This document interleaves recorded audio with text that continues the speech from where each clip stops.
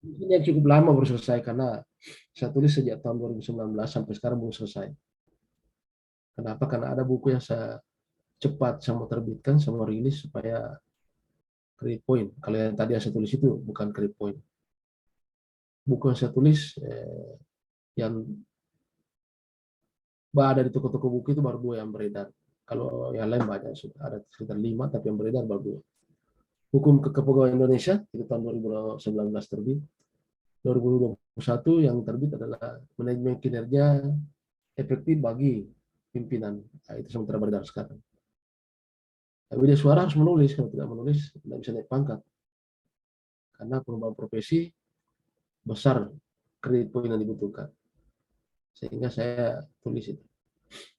Kalau ada juga yang butuh nanti, boleh berhubungan dengan saya. Siapa tahu tertarik untuk membaca, bisa jadi referensi karena tulisan Anda kan berbicara tentang kinerja. Ya. Kalau harga pasarannya tidak mahal. Di toko buku 100, saya lepas hanya 80 kalau langsung. Masih ada stok sekitar 20-an lagi. Karena penerbit sendiri menjual sekitar 100 eksemplar. Saya hanya mengambil sekitar 50. Oke, baik. Kita perkenalan sebelum masuk di materi. Pertama, silakan Dr. Henry. Baik, Pak. Assalamualaikum warahmatullahi wabarakatuh. Terima kasih atas kesempatan yang diberikan. Perkenalkan, nama saya Hendrik Crosby. Asal instansi saya dari Dinas Kesehatan, khususnya Puskesmas Kaleke, Kecamatan Dolo Barat. Daerah asal saya dari Palu, dan status saya belum menikah. Ini Nyong Henry. Di Palorium, Mbak Henry? Di Jalan Mutuar, Pak. Oh, Kaili atau? Kulawi. Oh, Kulawi. Oh, mantap. Di Kaleke ya? Iya, Pak. Iya, bagus di Kaleke itu. Pas di pertigaan. Iya. Iya. Oke, Nyong Henry ya, Dr. Henry. Lanjut, Madeline apa? Madeline. Iya Pak, terima kasih atas kesempatan saya. Perkenalkan, nama saya Madeline Martini Putri Luhulima, instansi dari Dinas Perindustrian Perdagangan bidang industri pangan. Saya asli Palu Pak, tinggalnya di Tinggede. Terima kasih. Oh, saya belum nikah. Ada. Nona Madeline. Dipanggil siapa biasanya? Ein Pak, Ein. Nona Ein ya. Nyong Henry, Nona Ein ya. Sudah 2 ini. Masih Nyong dengan ini. Oke, makasih banyak. Iya. Lanjut, Mardiansa. Ya, terima kasih Pak. Assalamualaikum warahmatullahi wabarakatuh. Waalaikumsalam. Nah, kenapa putus ini?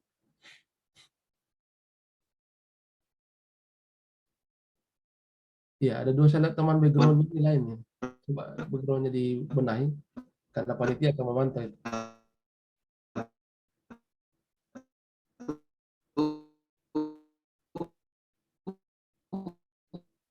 Putus-putus ini Mardiansa. Pakai handphone ya Mardiansa.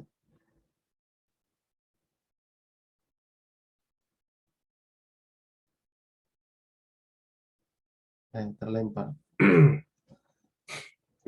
Oke, sebentar menyesuaikan nanti Mardiansa. Kenapa putus-putus Mardiansa? Masih termute? Jaringan. Oh iya, silakan. Ya. Terima kasih Pak. Ya. Assalamualaikum warahmatullahi wabarakatuh. Waalaikumsalam. Ya. Perkenalkan, nama saya Mardiansa, asal instansi dari Dinas Ketahanan Pangan dan Perikanan Kabupaten Sigi. Asal daerah saya dari Kabupaten Donggala, Kecamatan Sindue Tobata. Status belum menikah Pak. Terima kasih. Di Sindue Tobata? Iya Pak, Sindue Tobata Pak. Mana itu? Di Oti Pak. Ya, Oti. Oh, anti Iya, Oti Pak. Anti Bupati Donggala atau Bupati. Oke. Iya Pak. Iya, Sanikur itu. Oke, makasih. Biasa. Nyong ini. Iya Pak. Kabilasa tanah. Lanjut, Niluh Firdayadi. Baik Pak, terima kasih atas kesempatan yang diberikan. Perkenalkan, nama saya Nilu Firdayadi, asal instansi dari BKDSDM Kabupaten Sigi. Saya berasal dari Kecamatan Masama, Kabupaten Banggai. Sekarang saya tinggal di Tondo, Kota Palu. Status belum menikah. Terima Nilu. kasih Pak. Iya, iya. Di BKPSDM di bagian mana itu, Nilu? Di sekretariat Pak, bagian perencanaan keuangan dan aset. Oh iya, iya. Nona Nilu. Atau biasa dipanggil siapa ini? Nilu Pak. Nilu ya. Soalnya Iya. orang Bali cuma 4 orang itu. Iya, tidak banyak. Berarti orang yang ketiga ini Nilu. Oke, Nona Nilu silakan. Ya lanjut, Dokter Dian. Lanjut, Dokter Dian. Assalamualaikum warahmatullahi wabarakatuh. Waalaikumsalam. Ya, terima kasih Pak. Jadi nama saya Dian Noviandini Muharam, biasa dipanggil Dian, asal instansi dari Dinas Kesehatan di Puskesmas Palolo. Sekarang tinggal di Jalan Tanjung Api, Pak. Ya. Status Dian? Status belum menikah, Pak. Oh, Nona Dian. Muharram mana ini? Muharram DPR? Iya. Tanya Pak Muharram ya. Nanti salam hormat ya Bapak itu. Saya biasa ketemu kalau Heri. Kasih Dian. Oke. Iya, sama Pak. Nona Dian. Lanjut. Anissa. Baik Pak, Assalamualaikum warahmatullahi wabarakatuh. Terima kasih atas kesempatan yang diberikan. Perkenalkan, nama saya Anissa Geograf Puspita, biasa dipanggil Ica, asal instansi dari Badan Pendapatan Daerah Kabupaten Sigi, bertempat tinggal di Jalan Asan 2, status belum menikah. Terima kasih. Anissa Geograf Asan 2. Nona Anissa. Tetangga dengan Pak Supriyadi Anissa atau anaknya Pak Supriyadi? Bukan Pak, beda lorong kayaknya Pak. PR3-nya Unismu. Kenal tau? Iya Pak. Jadi ya, saya punya teman di kampus. Keluarga itu? Benar, kenal Pak. Oke dan, ya makasih Anissa. Ya. Lanjut Nono. Baik, terima kasih atas kesempatannya. Assalamualaikum warahmatullahi wabarakatuh. Waalaikumsalam.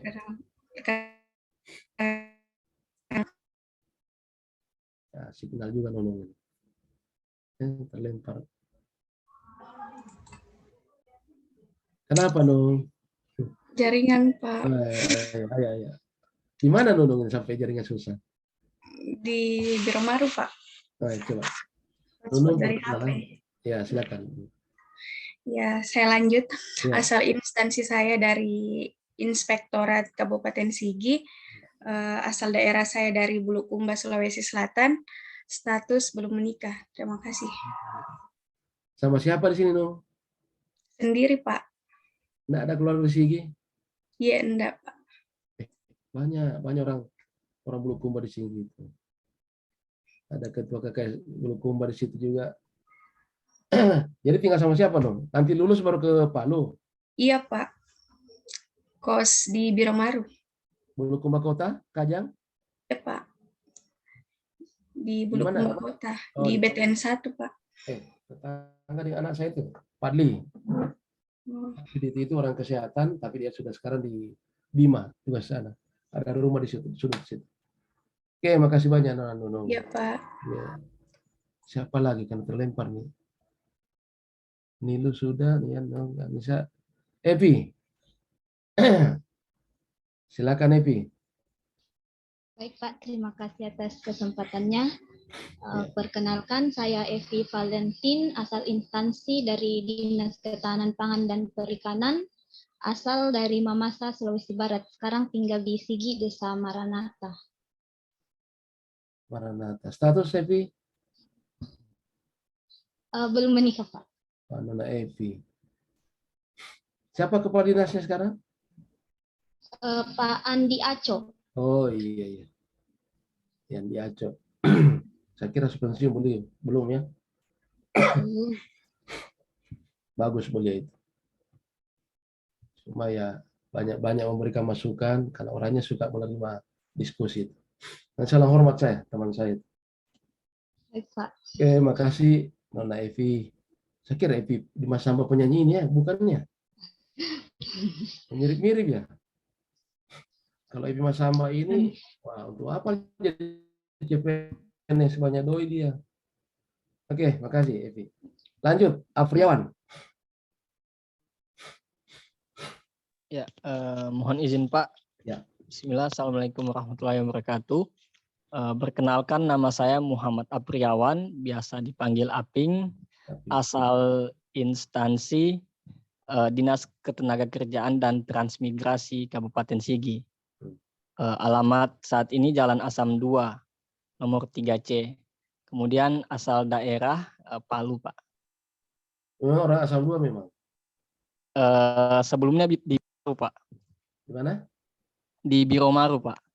Kenapa tinggal di Asam sekarang? Justru tugas di Biro Maru. Ini orang tua kemarin dimutasi di Marawola, Pak.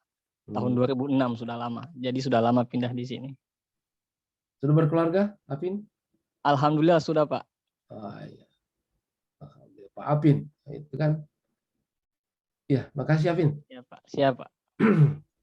Lanjut, Ruli. Ya, terima kasih, Pak.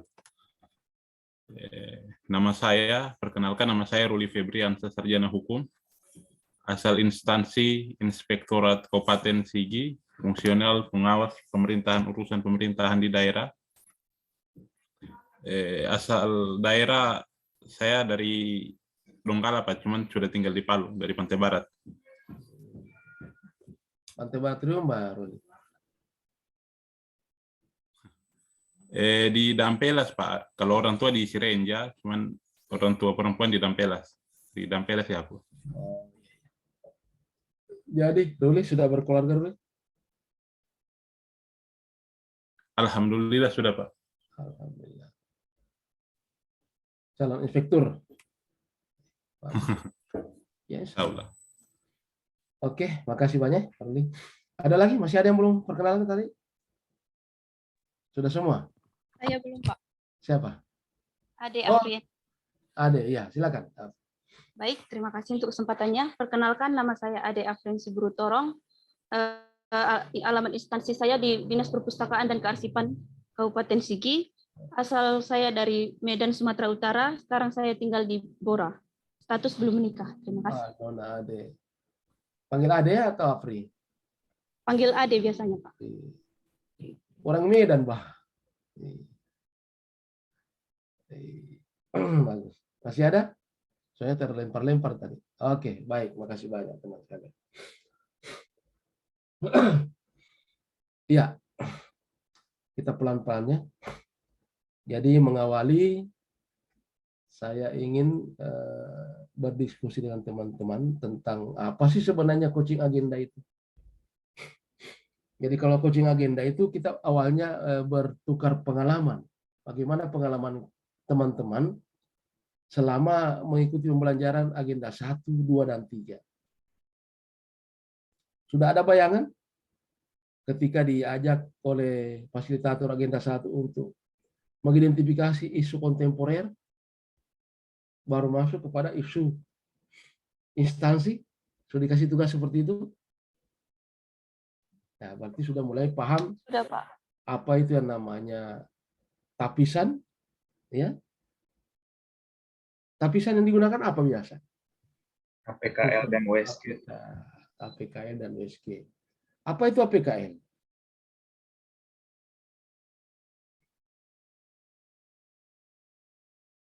Ada yang tahu? Resen.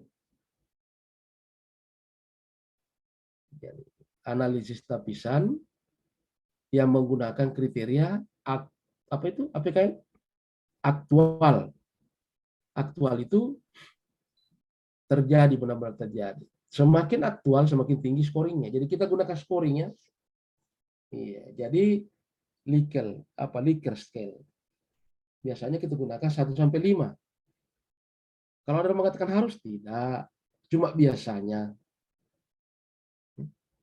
Tidak ada ketentuan menghukum orang kalau tidak gunakan 5 level.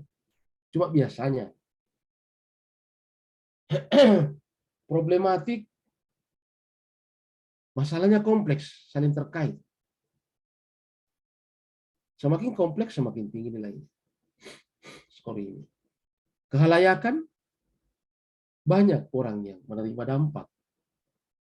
Tentu semakin banyak orang menerima dampak, semakin besar scoringnya. Layak, masuk akal untuk diselesaikan karena tusi kalian. Jadi itu yang mengunci nanti. Layak karena sesuai dengan tusi kalian. Kalau masih di agenda 1, masih dibiarkan layak untuk diselesaikan karena masuk akal. Kalau sudah masuk ke pembimbingan, layak untuk diselesaikan karena tusi Anda. Kemudian USG, validasi isu. Biasanya kita sudah temukan isunya di APKL, tapi kurang yakin.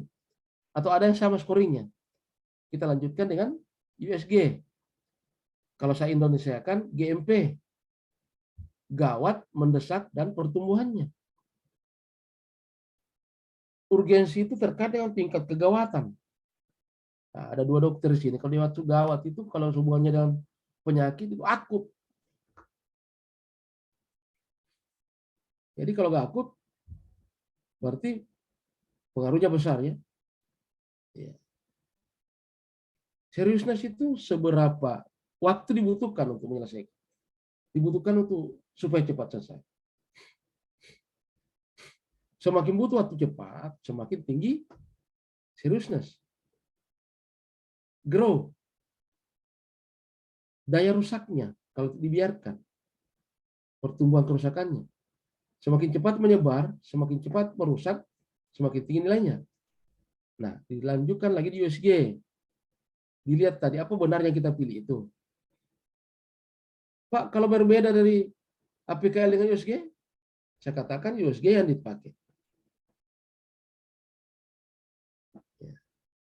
Alasannya, ya karena terkait dengan menyangkut masalah daya rusaknya. Tingkat kegentingannya. Setelah ditemukan di situ, apa lagi dilakukan?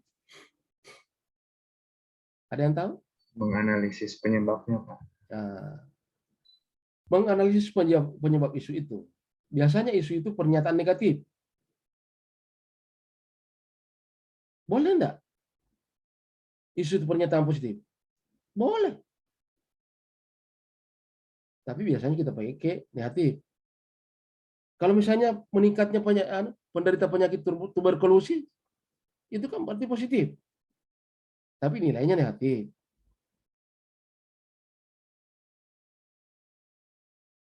Nilainya negatif. Karena penyakit kan. Akibatnya kalau kita pakai penyebab isu, akibatnya ditaruh di tengah-tengah atau di kepala. Kalau kita pakai mind map, berarti ditaruh di tengah. Baru ditebar penyebabnya di kaki-kakinya. Ya. Kita gunakan tree analysis, ditaruh di leher analisis itu. Dampaknya di atas, penyebabnya di bawah. Kalau dipakai fishbone analysis, berarti di kepala. Dampaknya, akibatnya ditaruh di sirip-sirip penyebabnya. Tujuannya ditaruh di ekor. Apa yang Anda gunakan? Penyebab masalah.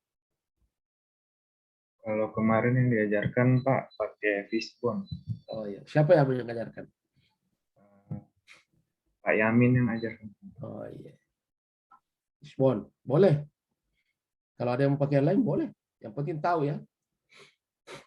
Kalian kan sudah lulus emosi. Sekarang diajari itu hanya pendalaman. Kalau Anda mau belajar sendiri, banyak di waktu kuliah juga kita banyak diajari analisis itu. Setelah ditemukan itu, diapakan lagi?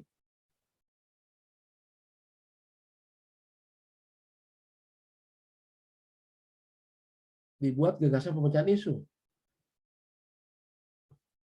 Untuk merangkai itu biasanya digunakan apa? Biasa gunakan hikmah marah. Diajarin enggak hikmah marah? Hikmah marah. Kalau misalnya isunya apa, solusinya apa. Dari 3 isu dibuatkan pencah masalah. Kemarin sampai ke situ, hikmah marah? Belum, Pak. Nah, Belum, Pak. nanti belajar sendiri nanti. Hikmah marah. Nanti saya kasih contohnya supaya Anda pelajari ya. Karena kita mau bahas di sini materi itu, waduh, nggak cukup. Karena kalau menjelaskan Shimomare itu butuh waktu sekitar 3 jam. Tapi kami menganggap kalian sudah belajar. Ada contohnya. Nah, kemudian diputuskan satu penyebab isu, dijadikan gagasan pemecahan isu, dipositifkan. Ya, asal jangan, kan di sini tidak ada guru ya, saya contohkan guru.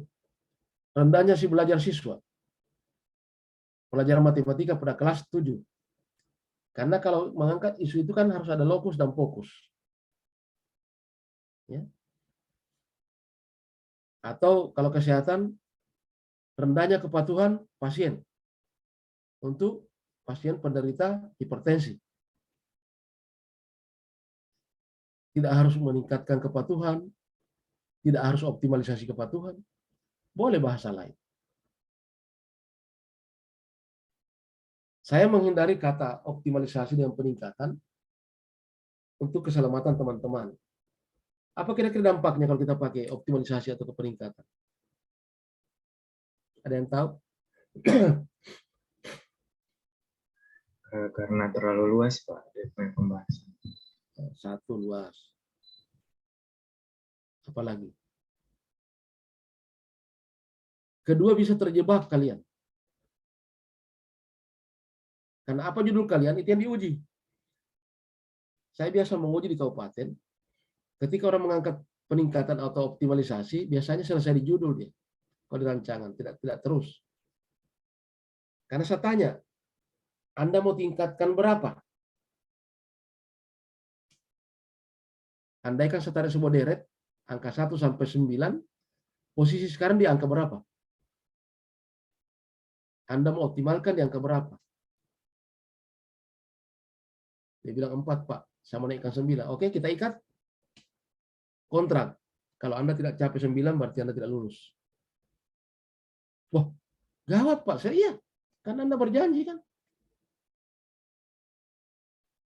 Nah, tapi kalau misalnya judulnya penerapan atau edukasi.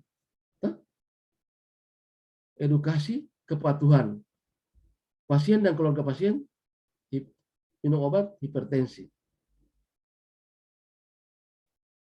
Ya edukasi, yang penting sudah saya edukasi, mau meningkat atau nyanda, terserah. Saya kan tidak target meningkat. Yang penting dia paham kepatuhan. Bisa. Ya sebenarnya salah saya, tidak bisa kasih tahu peserta begitu kalau masih coaching. Tetapi apa boleh buat, karena kita waktunya cuma 1,5 jam, kali 2. Toh. Tapi kalian ada bonusnya, karena kalian kan berada di seputaran Sigi saja, boleh dong jalan-jalan ke tempat saya, ada waktu-waktu kosong mungkin malam, sepakati saja kita diskusi. Ya. Makanya saya tarik 2 kali saja, pertemuan yang 4 kali saya tarik jadi 2 kali. Kalau di jadwal kita tadinya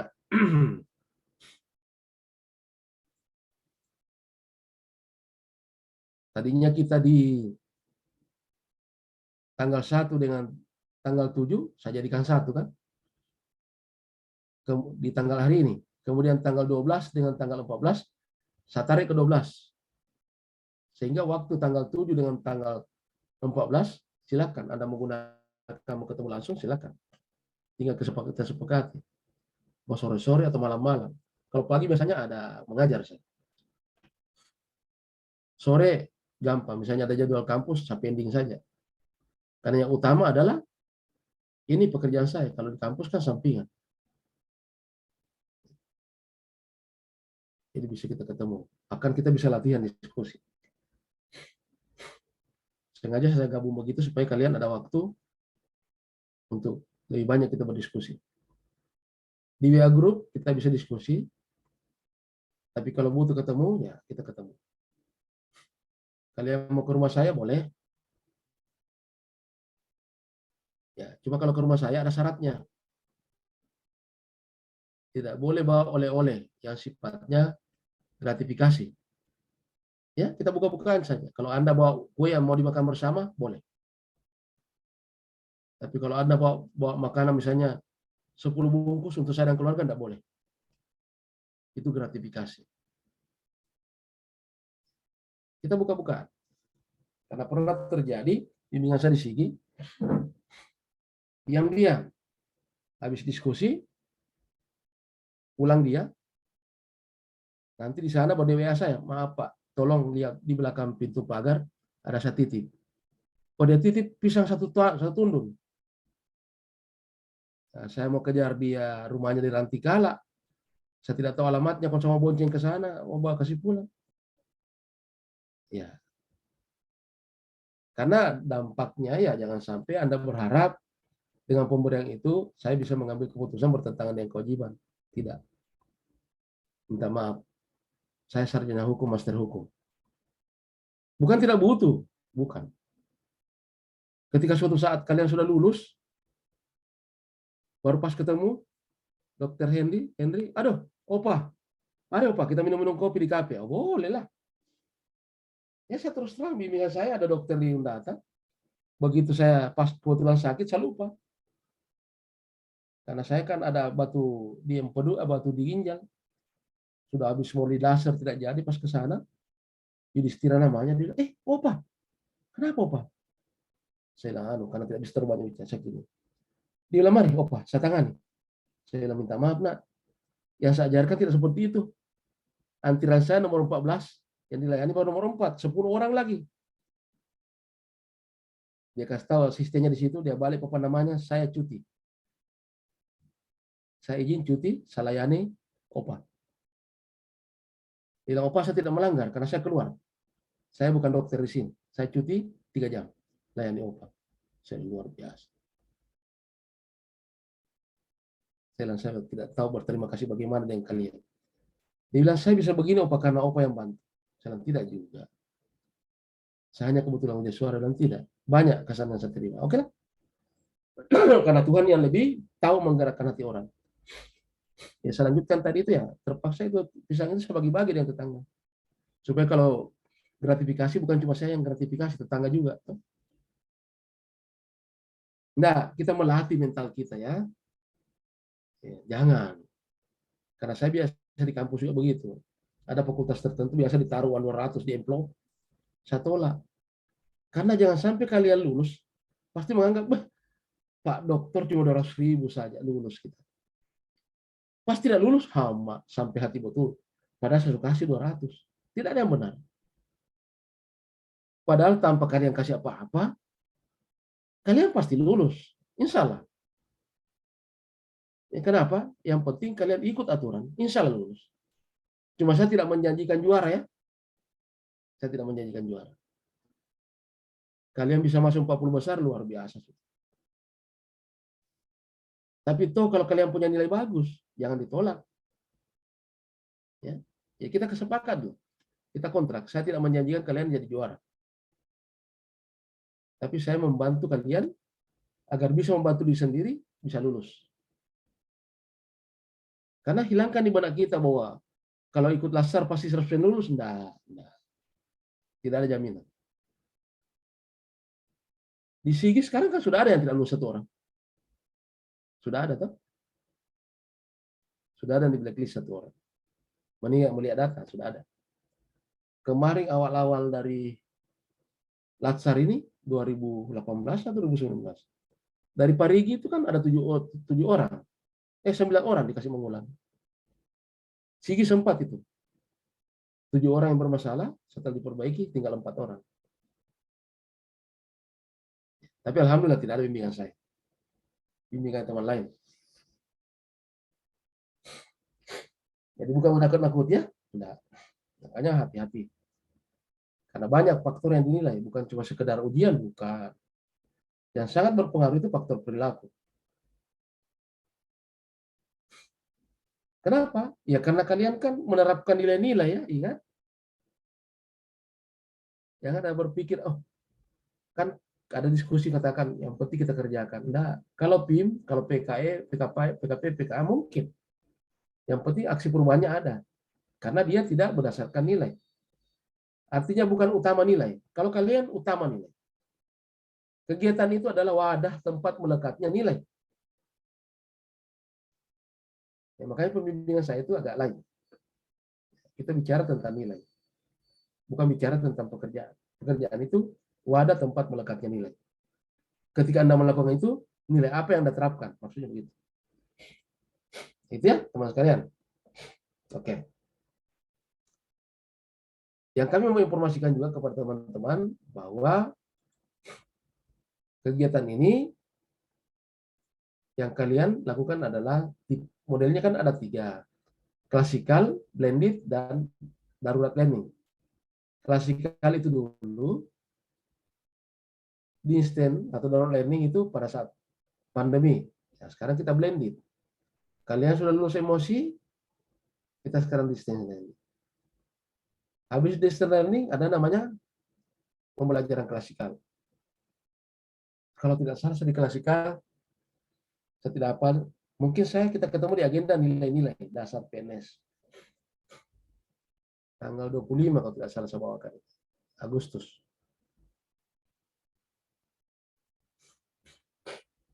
Biasanya kalau saya bawa materi, mudah-mudahan kalian tidak bosan, karena saya tidak akan bicara terus. Kita hanya bicara ini mungkin 2 JP. Sebentar praktek. Begitu juga nanti kalau saya bawa materi klasikal, tidak ada bicara terus. Kalau di Parigi kemarin, minggu lalu, saya ajak mereka jalan-jalan observasi tentang penerapan nilai agenda 3. Kan kalau berteori, kalian sudah jenuh kan? Kuliahnya juga teori melulu. Ketemu emosi, teori lagi. Pas dapat lagi pengampu, ada juga pengampu yang bicara terus. Ya kan? Kapan kita berhenti dicekokin? Padahal kalian bukan botol kosong. Kalian bukan orang bodoh. Kalian sarjana loh. Bedanya dengan saya hanya duluan saya kuliah. Itu aja. Bedanya kedua ya saya tidak pernah berhenti kuliah. Saya sekarang sementara masih persiapan masuk lagi di profesi. Belum banyak. Saya baru 7 kali kuliah. 2 kali diploma, 2 kali S1, 2 kali S2, 1 kali S3. Sementara mau ambil profesi. Saya persiapan dulu karena saya persiapan maju ke jenjang utama 4D. Insya Allah mudah-mudahan bisa tembus. Kalau saya tembus utama baru saya ambil profesi. Engineer keteknikan. Karena persyaratan menjadi konsultan ya profesi. Saya cerita ini motivasi buat kalian, jangan pernah berhenti belajar. Kalian mujur dapat SIGI, nekat. Masih bisa terjangkau kan? Tinggal modalnya kalian adalah kemauan. Uang Pak, gampang dicari uang itu. Orang mungkin bilang sombong saya bicara, uang itu gampang dicari. Yang susah dicari itu motivasi, kemauan. Karena hanya ada 2 syaratnya orang kalau mau. Jadi orang yang tidak bisa sarjana itu hanya ada 2 syaratnya kalau tidak mau sarjana. Pertama tidak kuliah, kedua berhenti kuliah, pasti tidak sarjana. Selama kuliah pasti sarjana. Sebodoh apapun. Oke, kita balik. Jadi kita sedikit berteori dulu. Anda masih ingat? Karena kita nanti penerapan nilai-nilai itu pada saat habituasi. Masih ingat apa itu habituasi? Pernah baca kemarinnya?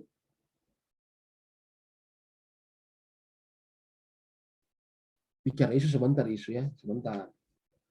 Kita teori sedikit, berapa menit.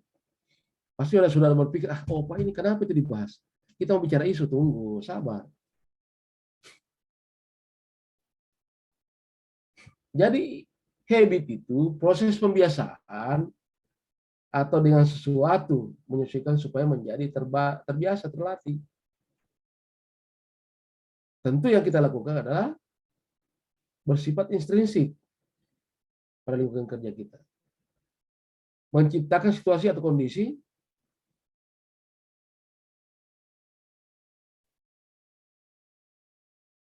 tertentu untuk membiasakan diri berperilaku sehingga terbentuk karakter diri melalui proses internalisasi, dipersonifikasi atau pengumpamaan melalui intervensi tertentu. Jadi harus ada intervensinya di kegiatan. Seperti apa sih? Kalau kita melihat contoh ya, yang dimaksud habit itu, pernah lihat namanya kura-kura? Ya, kura-kura itu kan kalau ketemu dengan kita, pasti dia sembunyi kepalanya. Nah, coba kalau diusap-usap belakangnya, pelan-pelan sudah merasa terbiasa dengan kita, keluar kepalanya. Atau contoh yang konkret-konkret lah. Kalian yang tinggal di daerah-daerah Birobuli, Petobo, awalnya tinggal di sana itu kan setengah mati itu dengar suara pesawat lewat. Ya, bingung bagaimana caranya, tidak bisa tidur kita. Keras sekali tuh, sampai kaca bunyi kalau lewat pesawat. Karena saya pernah tinggal di Petobo. Awalnya begitu. Lama-lama, biar pesawat di atas atap lewat tidak pusing, bisa tidur. Saya pernah tinggal di Mantikole. Tahu Mantikole? Tahu? Ada yang pernah ke sana? Iya, air panas di sana, sama dengan Bora. Rumah di ujung Mantikole sebelah kiri itu rumah saya. Sudah saya jual. Ada rumah warna hijau, di tempat sebelah kiri, itu rumah saya. Dekat Kuala juga, ada satu, belum selesai, belum tuntas, rumah saya. Sudah saya jual semua. Saya dulu PPL ya, perlu saya perkenalkan. Jadi waktu istirahat saya Sabtu Minggu. Justru di hari Sabtu itu, di hari Minggu orang bikin acara di Mantikole. Bikin elektron, kasih musik, pagelaran seni. Yang kosong tanahnya dekat rumah saya, di situ dia bangun panggungnya. Waduh, bagaimana mau tidur? Baru sampai stand mau tidur, sembunyi elektron di situ. Minggu pertama gelisah saya. Minggu kedua, saya berontak. Saya cari tempat istirahat. Minggu ketiga, saya coba akomodasi. Saya anggap musik itu seni, hiburan. Biar baku samping dinding saya dengan elektron itu, tetap bisa menggorok saya. Sudah, habituasi ya.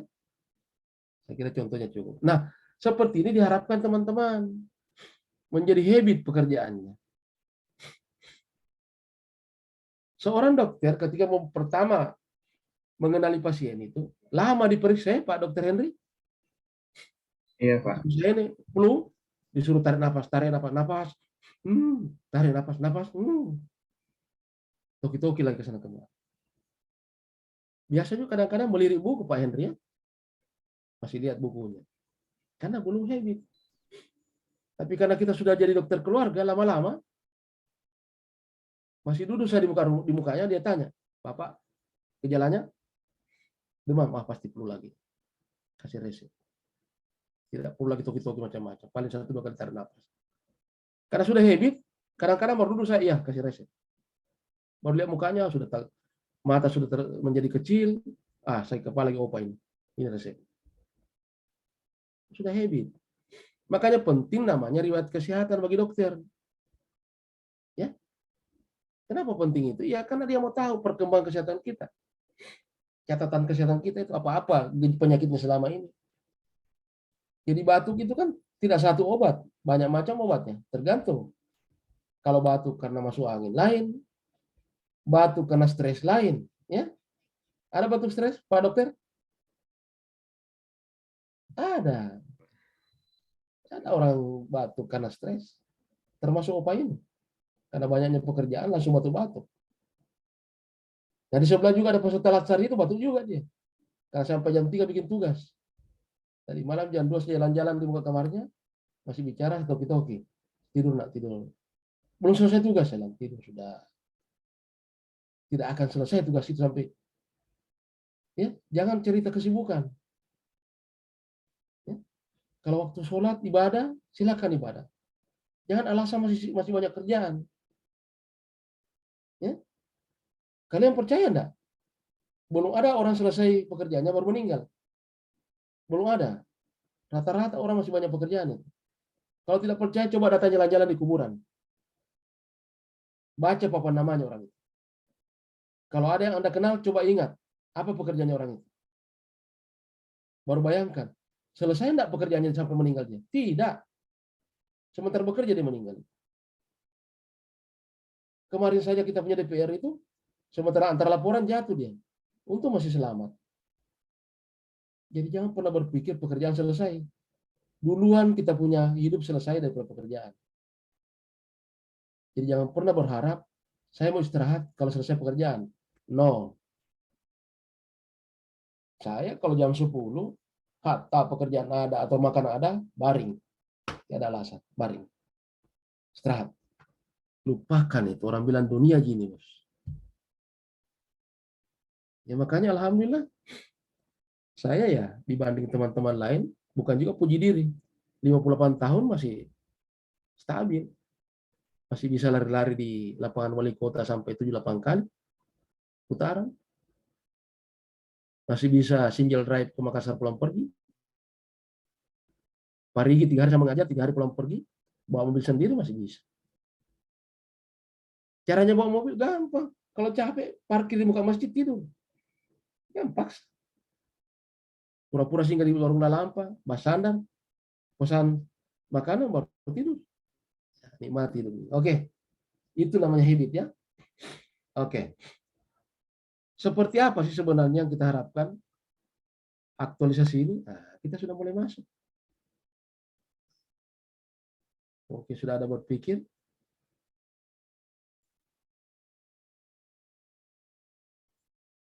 Nah,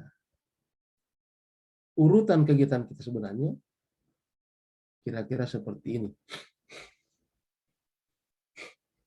Pengalaman-pengalaman teman-teman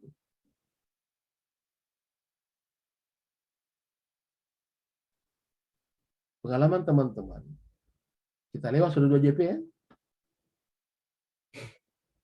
sudah mengenal isu. Masih ingat apa sih itu isu? Ada yang tahu apa isu? Kalau mau sampaikan resennya supaya teridentifikasi. Karena sistem ini mencatat. Ada yang tahu apa itu isu?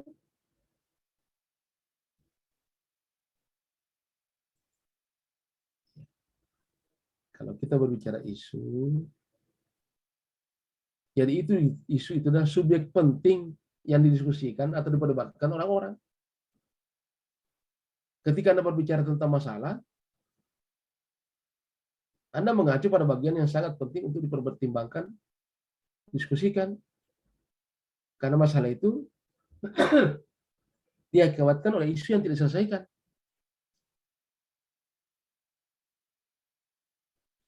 Kemarin diajari ya, di agenda 1, 2, dan 3, bagaimana caranya menetapkan isu. Bisa kita menggunakan environment scanning, karena kepedulian kita terhadap masalah organisasi. Kemarin sudah diminta untuk mencari isu organisasi kan? Sudah. Cuma masih dikaitkan dengan agenda 2, di agenda 3 juga dikaitkan agenda 3. Boleh juga problem solving, karena kita bisa mengembangkan, memilih alternatif. Kemudian analisis. Nah, menggunakan tools. Saya contohkan begini, kalau kalian belum masih butuh penjelasan tentang isu.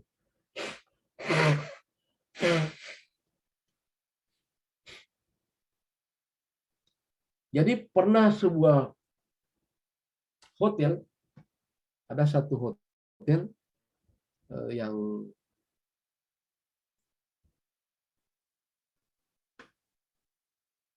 merehabilitasi atau merenovasi hotelnya. Pada saat renovasi hotel,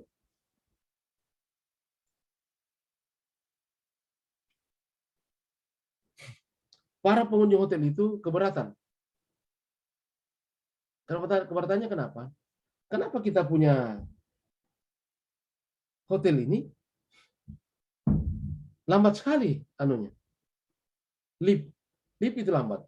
Semua komplain masuk kepada manajer pemasaran. Lift lambat. Jadi maka pihak hotel mengumpulkan semua ahli-ahli mesin lift. Meminta supaya bagaimana lift ini dipercepat. Jadi isunya lambatnya lift.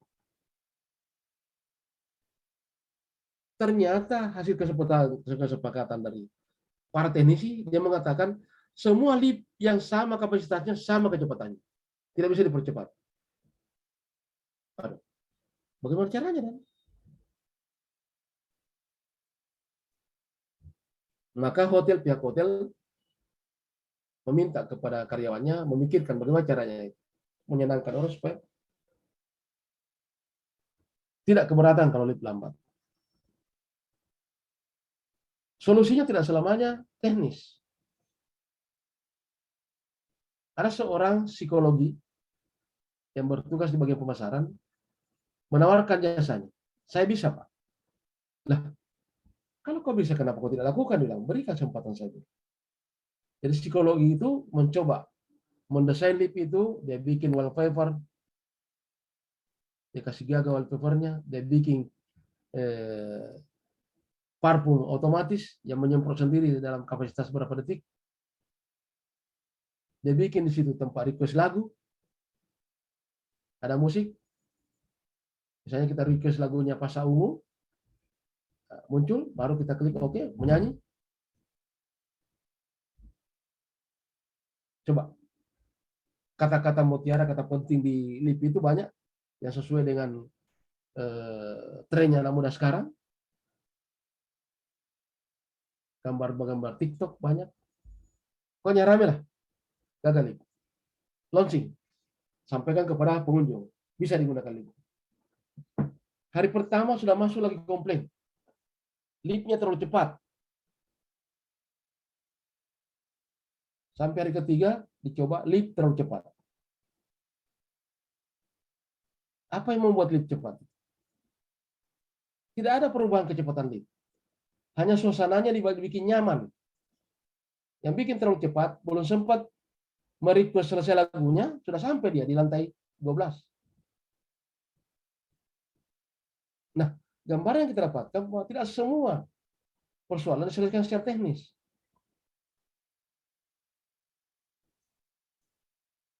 Ya, teman-teman, bisa dipahami maksud saya? Sama. Ketika Anda temukan di suatu ruang tunggu, katakanlah di rumah sakit.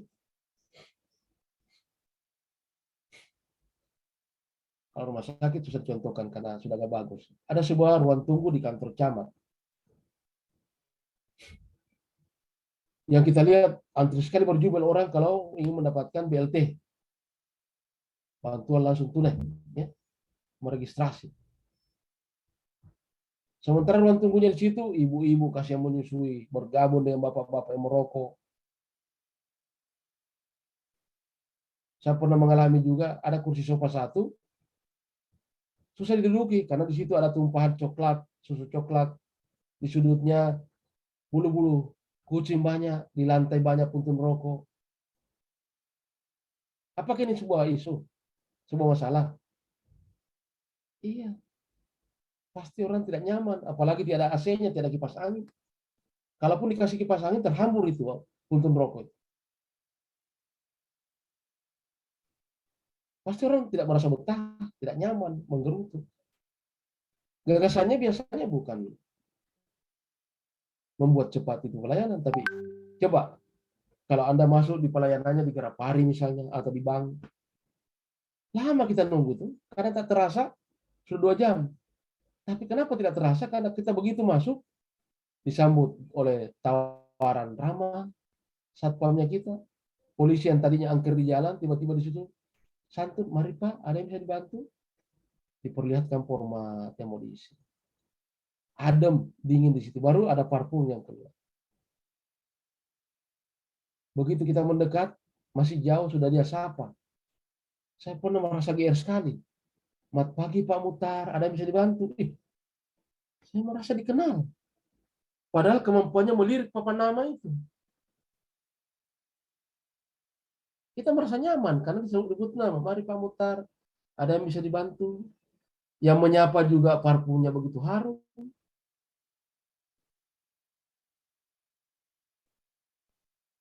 Habis dilayani kita, dia berikan gambaran, makasih Pak, masih ada yang bisa dibantu.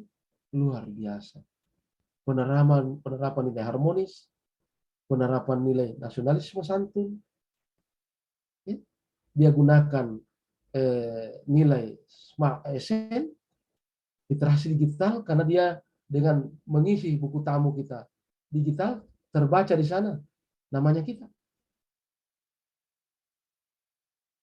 Bandingkan tadi yang di kantor camat atau di koperasi, yang pelayannya sementara sasak kopra, keringatnya jauh di keke, turun di pam, tiba-tiba datang kita mau beli pulsa, dari jauh dia menyapa, beli apa? Aromanya keluar dari mulut lain, dari keke lain. Harga pulsa sama di Grapari. Gitu ya? Oke. Kembali ke isu. Jadi pengertian isu hangat dibicarakan kesenjangan dari masyarakat. Improvement scanning, teknik isu scan dan tapisan isu. Identifikasi 3 isu. Sebentar ini PR pemaparan teman-temannya. Setelah kita istirahat, karena istirahat kita sholat ini masih ada waktu sekitar 1 JP kita pemaparan. Pulang sholat Jumat, kita habiskan sampai 9 ini sampai jam berapa? 11.30 ya? Ya. Baru kita habis sholat baru. Isu itu pernyataan negatif. Buat kalimat isu. Rendahnya kepatuhan, minum obat. Kalau dokter-dokter itu kan yang paling jadi masalah penyakit yang tidak menular. Sekarang pandemi kan sudah. Boleh jadi juga mungkin rendahnya kepatuhan keluarga pasien dan pasien, pengguna APD, cuci tangan segala macam, atau apalah. Di USG, dari 3 isu yang kita deskripsikan, tersisa 1 isu. APKL, USG, validasinya. Dibuatlah kalimat isu. Kita cari penyebabnya menggunakan fishbone. Ya.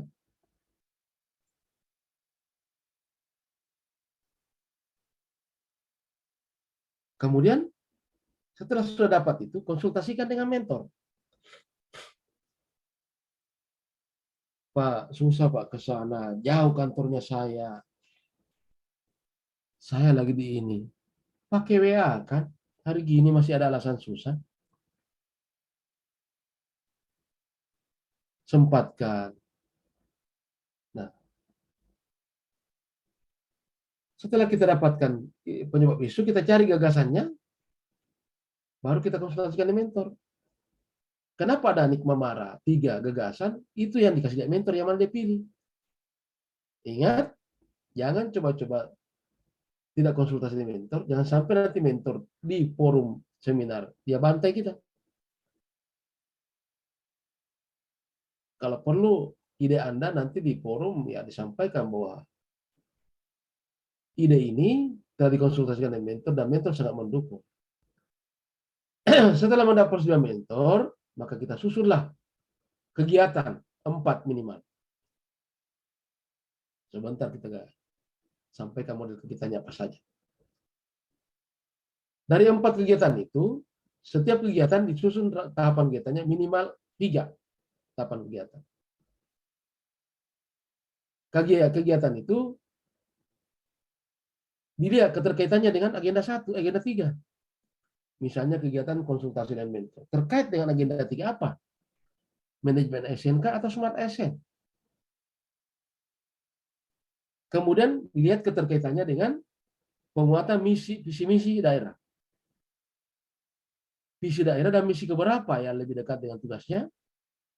Misalnya dokter lebih dekat misi apa? Kemudian keterkaitan dengan penguatan nilai organisasi. Pak, belum ada nilai organisasinya kita orang. Semua nilai organisasi sekarang diarahkan ke berakhlak. Dilihat keterkaitannya. Tahapan kegiatan ini dilihat keterkaitannya dengan agenda 4, agenda 3, agenda 2, maaf. Nilai-nilai dasar PNS berakhlak itu. Indikator apa menghadap, misalnya konsultasi dengan mentor. Kegiatannya kan persiapan aktualisasi. Tahapan 1, konsultasi dengan mentor. Kegiatan tadi, persiapan itu terkait dengan agenda 3, visi misi, kemudian penguatan nilai organisasi. Konsultasi dengan mentor terkait agenda 2, berakhlak, berorientasi pelayanan, apalagi akuntabel, Harmonis. kompeten, ya, harmonis, Adaptif. loyal, Kolaboratif. Yang mana terkait itu? Kalau saya boleh katakan hampir semua terkait, tinggal indikatornya dan kode perilakunya seperti apa. Begitu. Setiap kegiatan, setiap rancangan 4 minimal kegiatan dan setiap kegiatan 3 minimal tahapan. Nah, seperti itu kira-kira. Ada bayangan?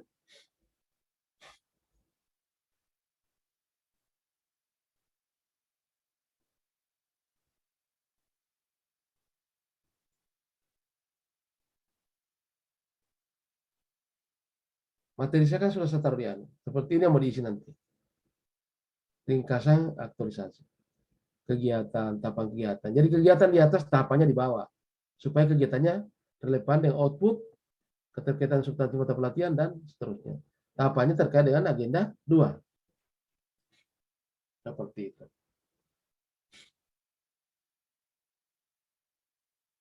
Di tugas yang saya berikan, yang pertama kita belajar dulu mengidentifikasi isu kan. Kalau perlu sebentar kita belajar mengidentifikasi isu. Setelah itu siang-siang kalau sudah jadi grup WA-nya, saya kirimkan contoh. Kalau Anda merasa butuh ketemu dengan saya, boleh. Sepakat kapan mau ke rumah, diskusikan itu. Karena pertemuan kita nanti di tanggal 12 Juli ini, karena pertemuan terakhir saya punya maksud keinginannya untuk pemaparan sudah. Pemaparan rancangan. Paling tidak karena kita seminarnya hari Sabtu, kita terakhir ketemu virtual Selasa, ya Rabu, Kamis, Jumat itu kan bisa kita ketemu langsung dan penandatanganan kan. Saya kira yang dekat-dekat tidak ada masalah. Hanya kemauan saja. Tinggal kita diskusi kapan Bapak siap. Oh saya rata-rata di rumah malam ada. Sore kalau tidak mengajar ada tetap di rumah. Kita diskusi. Kalau perlu mau pemaparan di rumah boleh. Ada LCD di rumah. Kita diskusikan.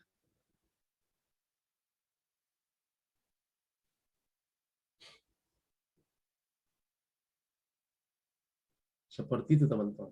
Ya. Ada yang mau ditanyakan? Atau ada yang sudah memperlihatkan isunya? Karena sudah jadi isunya ini. Karena dari agenda 1, 2, dan 3 sudah diberikan tugas itu. Kita tinggal penguatan dan pendalaman. Silakan, ada yang bertanya atau ada yang memperlihatkan isunya? Nanti minta akses dari panitia.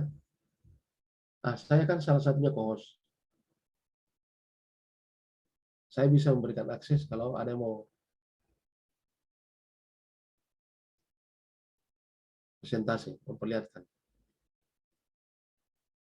Silakan. Atau kita satu-satu ditanya, apa isunya? Coba, mulai kita dari Dr. Henry. Apa kira-kira isunya, Dr. Henry? Nanti dikirim di grupnya kita nanti. Kalau cepat-cepat bikin grup, supaya saya kirimkan contoh dan peraturannya. Silakan Dr. Hendrik, apa isunya kira-kira? Baik Pak, jadi kemarin waktu pertemuan pertama kita diminta untuk identifikasi minimal 3 isu. Ya. Jadi isu yang saya identifikasi itu ada 3. Yang pertama menurunnya angka imunisasi, yang kedua menurunnya penemuan kasus TB untuk pasien yang dicurigai TBC, dan yang ketiga itu kurangnya media untuk mengetahui riwayat pemberian obat selain rekam medis pasien. Jadi setelah saya analisis menggunakan HPKL, itu ada 2 isu yang scoringnya sama. Ya. Isu pertama sama yang ketiga, Pak. Jadi saya analisis, ya Pak. Apa yang sama itu? Yang menurunnya jumlah angka imunisasi sama belum adanya sama kurangnya media untuk mengetahui riwayat pemberian obat selain direkam medis pasien.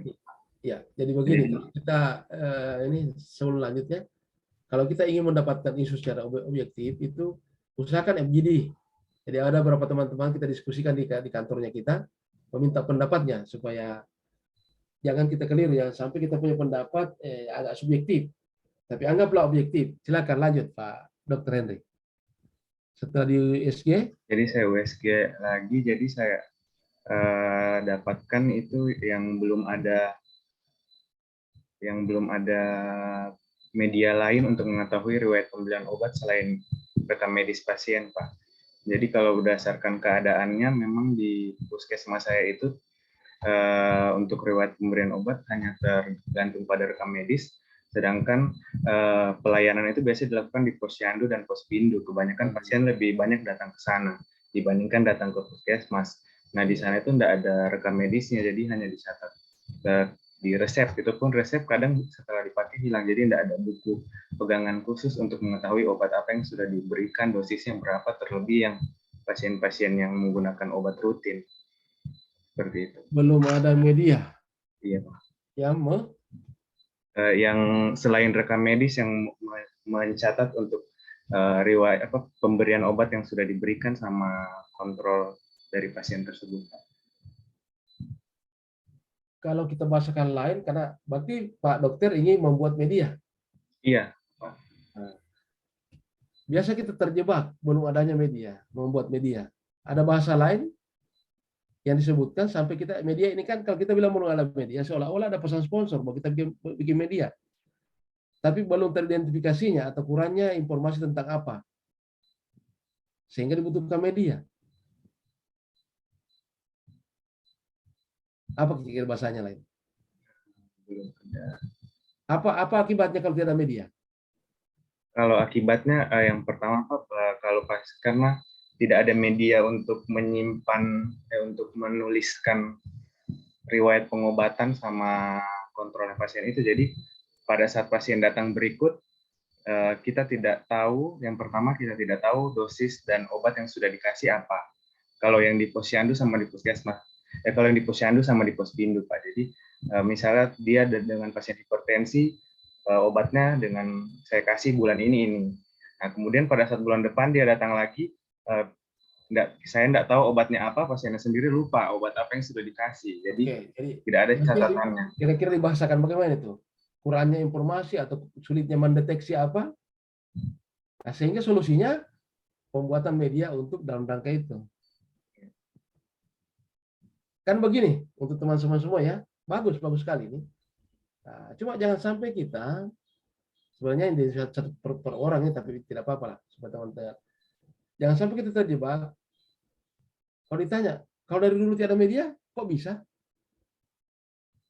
Ya, mungkin cara apa digunakan. Jadi sulitnya mengidentifikasi apa atau mengidentifikasi riwayat apa, ya, jadi isunya ke situ.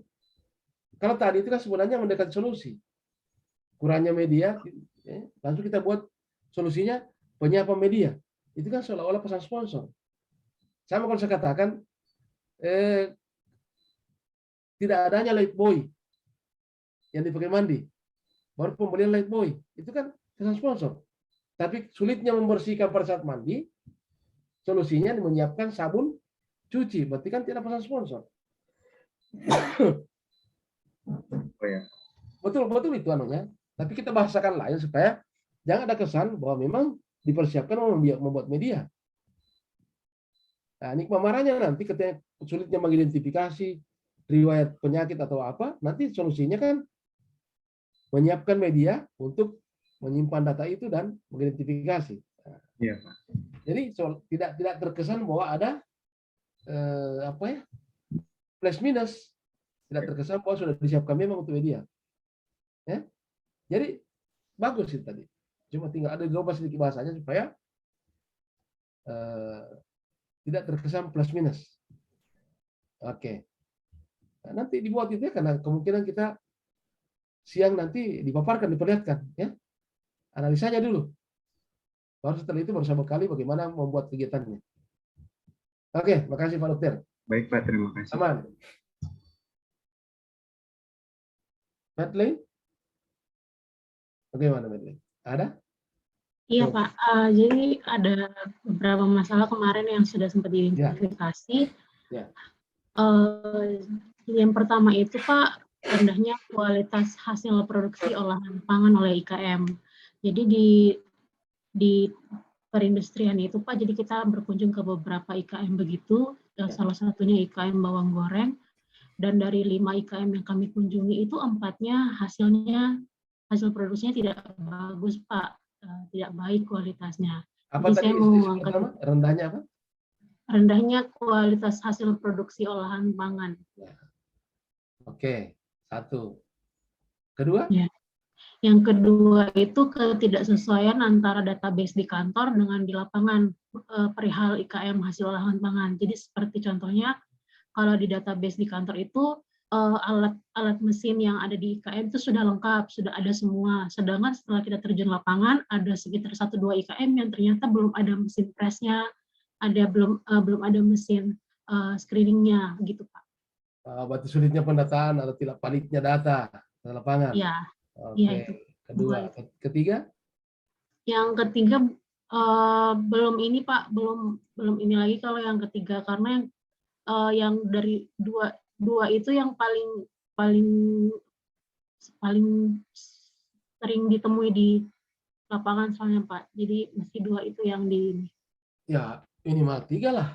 Kalau standar yang mau diidentifikasi, apa lagi kira-kira satu?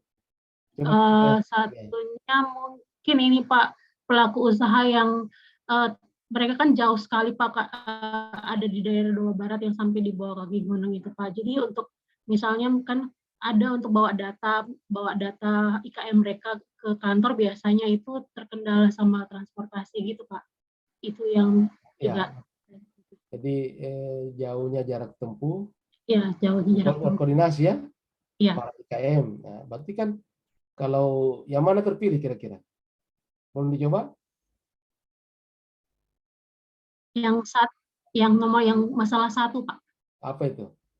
Yang masalah 1 itu yang rendahnya kualitas hasil produksi. Iya.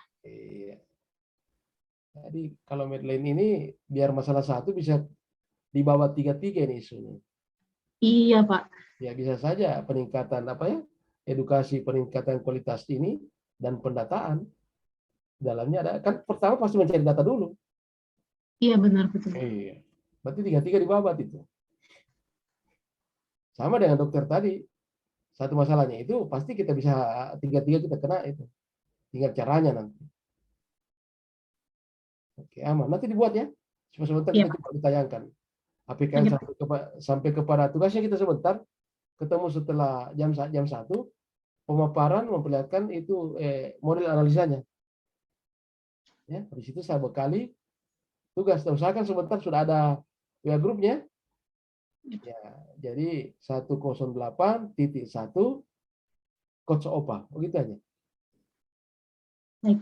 Di pot akunnya, baru saya diundang ya. Oke, aman, Madeleine. Ade, gimana Ade? Terima kasih Pak. Terima kasih. Ya, terima kasih Pak. Kalau saya kan bekerja di Dinas Perpustakaan dan Kearsipan Kabupaten Sigi. Iya. Jadi ternyata di Kabupaten Sigi itu masih belum ada pengelolaan arsipnya secara langsung, Pak. Maksudnya itu kan lembaga kearsipan daerah, tetapi arsipnya masih dikelola di masing-masing daerah seperti itu, masing-masing OPD seperti itu Pak. Belum ada yang menyetorkan arsipnya di lembaga kearsipan. Itu Pak. Masih belum adanya, belum terlaksananya sistem Pengelolaan arsip. pengelolaan arsip. Iya. Yang saya Belum ada, masih kurang. Belum ada. Belum ada Pak. Oke, satu. Kedua. Itu yang pertama. Yang kedua itu masyarakat di sini juga masih kurang paham tentang apa itu arsip Pak. Kemungkinan gara-gara ini kantornya kan terlalu jauh, jadi mungkin masih kurangnya pemanfaatan itu, pemanfaatannya. Iya. Iya, masih pemanfaatannya. Karena penempatan, iya, karena jauhnya penempatannya, jadi arsip-arsip tempatnya itu arsip itu? Di Bora Pak. Oke. Ketiga? Yang ketiga itu belum adanya pengelolaan secara digitalisasi juga Pak. Ya, nah yang pertama itu solusinya digitalisasi. Iya. Ya, sistem koordinasi nanti solusinya itu. Sistem koordinasi pengarsipan pengarsipan berbasis digital. Apa kira-kira yang ketiga? Yang ketiga koordinasi masih lemah. Iya, koordinasinya masih antar OPD masih lemah.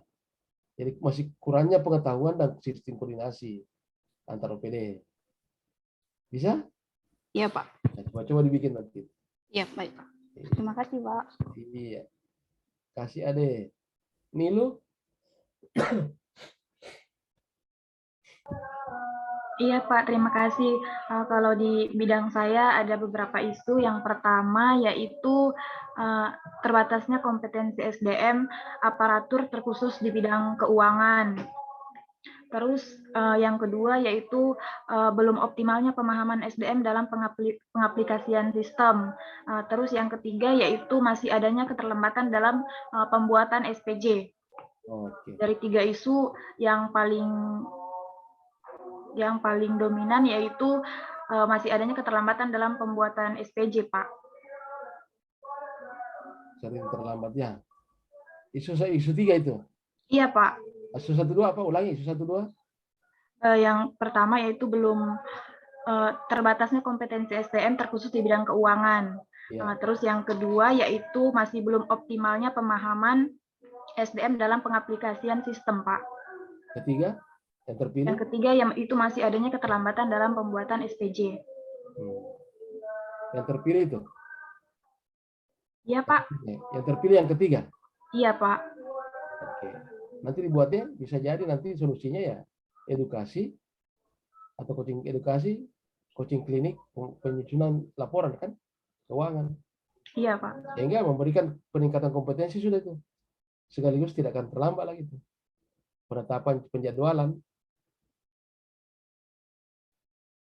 Berarti ujung-ujungnya nanti ada edaran, penjadwalan, laporan. Aman. Ikat itu dulu. Nanti dicoba dibuat dulu, baru kita bicarakan sebentar. Oke? Oke, signal masalahnya ini. Lanjut, Dr. Dian. Terima kasih, Pak. Jadi setelah kemarin itu kan penyusunan isu, saya juga dapatnya ada 3 yang paling sering. Yang pertama itu yang kurangnya kepatuhan meminum obat pada pasien hipertensi. Kemudian kurangnya stok obat-obatan, sama kurangnya alat pemeriksaan. Di sini terkhusus itu pemeriksaan EKG dengan alat pemeriksaan THT, karena kebetulan Puskesmas Palolo itu kan dengan sekaligus perawatan. Terus setelah dilakukan tapisan itu, yang saya dapatkan yang isu pertama yang paling ini, yang untuk diselesaikan terlebih dahulu. Tanya kepatuhannya? Iya.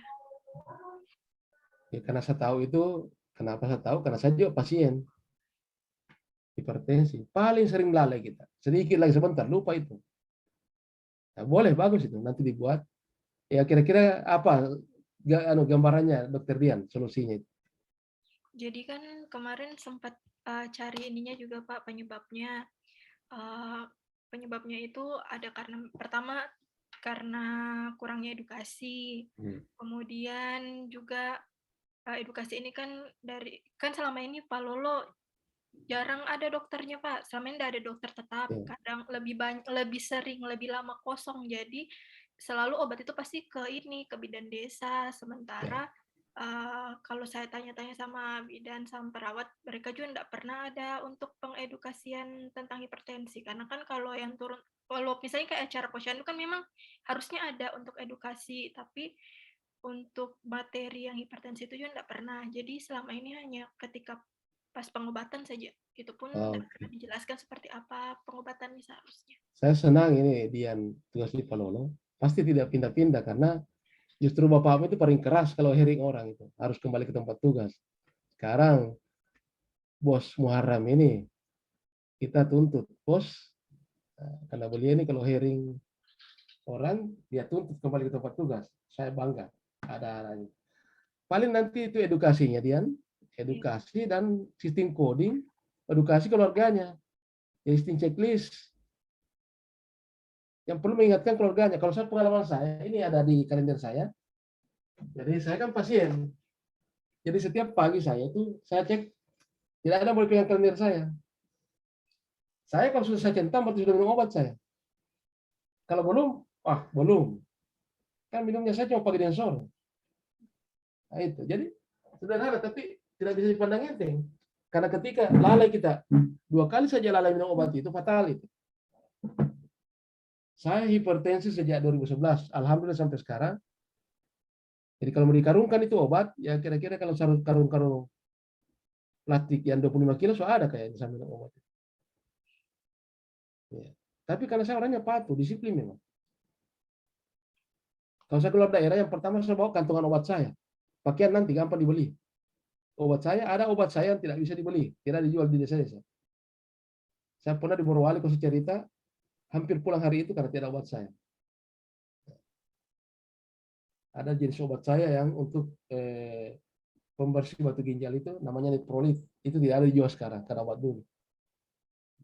Oke, makasih Dr. Dian. Lanjut, Anissa. Nanti sebentar dipaparkan ya. Anissa. Baik Pak, di sini terdapat 3 isu yang sudah teridentifikasi.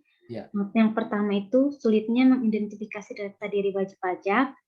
Yang kedua, terdapat beberapa potensi pajak yang tidak terdata. Yang ketiga, tidak dilakukannya penilaian terhadap NJOP secara berkala. Setelah dilakukan tapisan, yang saya ambil itu Pak, yang paling ini sulitnya mengidentifikasi data diri wajib pajak.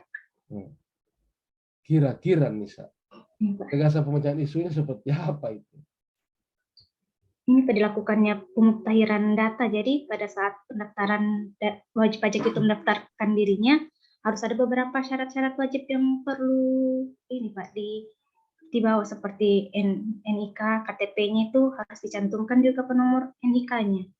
Supaya pada saat melakukan penagihan pajak ditahu keberadaan tempat tinggalnya itu di mana yang pasti, seperti itu Pak. Pajak ini sebentar saya ceritakan tentang pajak ini. Ya Pak. Pajak ini sebenarnya bukan tidak tahu, mereka tidak peduli.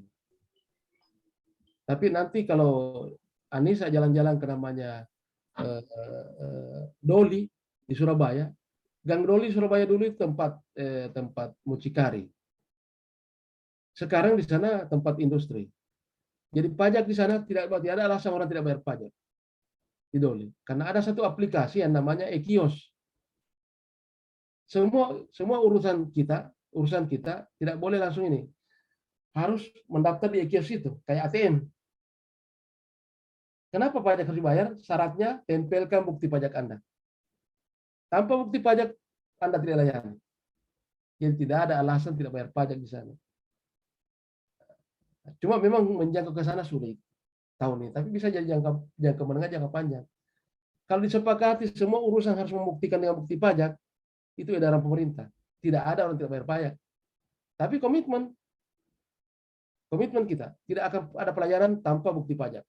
Mau ke rumah sakit, bukti pajak dulu. Kalau Pemda berani, tidak ada orang tidak bayar pajak. Pajak itu gampang. Nah, nanti saya ceritakan juga di Maros bagaimana ceritanya pajak. Ya, kita diskusi karena saya dalami pajak. Oke, makasih Anissa. Mantap. Terima kasih Pak. Ya, Nunung. Terima kasih kesempatannya. Jadi kemarin di tugas Agenda pertama itu kan ada mengidentifikasi isu. Jadi isu yang saya angkat yaitu yang pertama, belum maksimalnya laporan pertanggungjawaban dana desa yang dibuat oleh pemerintah desa tugas di mana, Nunung? di inspektorat, Pak. Oh ya, oke, lanjut. Yang kedua, kurangnya pemahaman aparatur perangkat daerah dalam rangka penyusunan rencana kerja pada sistem informasi pembangunan daerah. Ya. Yang ketiga, kurangnya perhatian aparatur desa terhadap pengelolaan dan kelengkapan administrasi desa.